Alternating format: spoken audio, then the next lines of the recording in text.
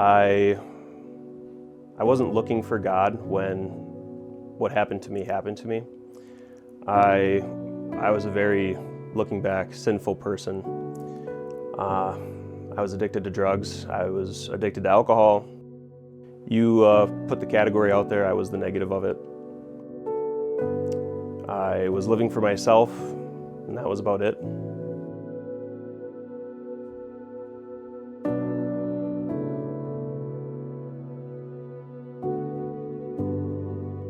My name is Christian Guevara.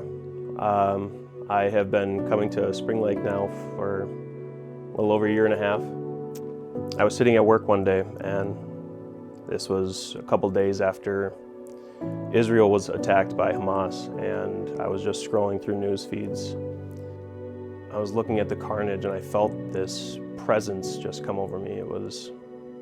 It's hard to explain what it was other than just calling it a presence.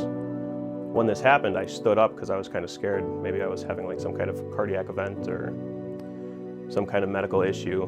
And when I stood up, I felt a peace wash over me along with this feeling.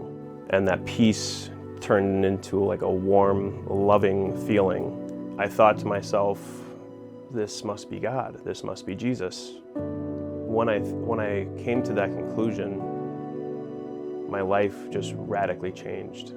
All of the addictions, they just fell away.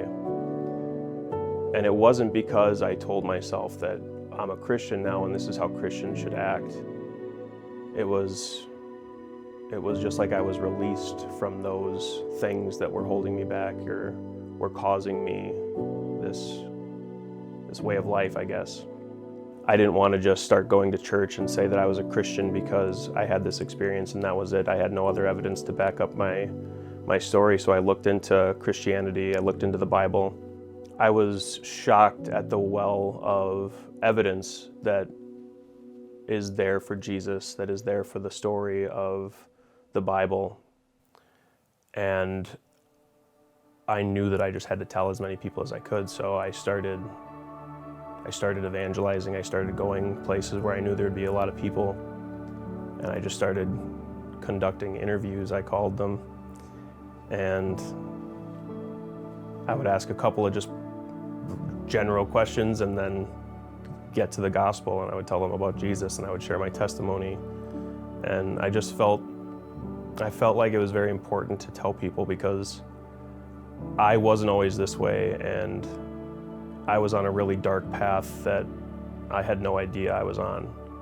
So if that was my situation, I couldn't help but think how many other people are in that same situation.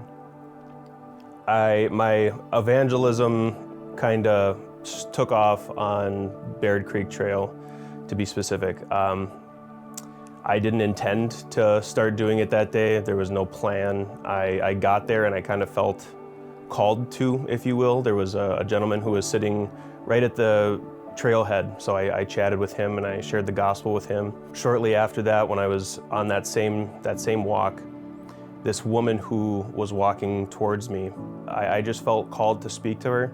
And when I did, I asked her about Jesus, and right away she gave me a look and then started crying.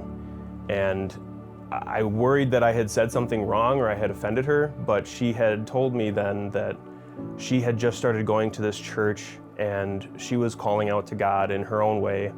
And the fact that I was asking her about it kind of scared her a little bit, but also told her that God was working in her life and was kind of calling her as well.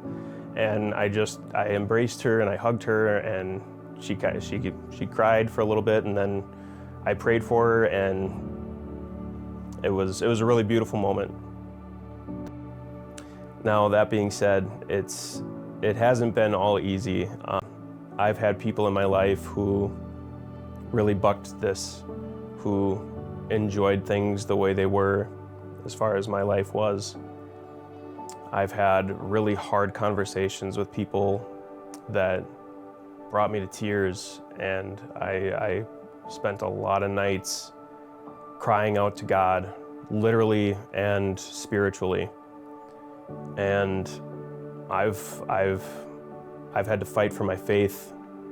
I've had I've had questions, I've had doubts, but Jesus was always there for me.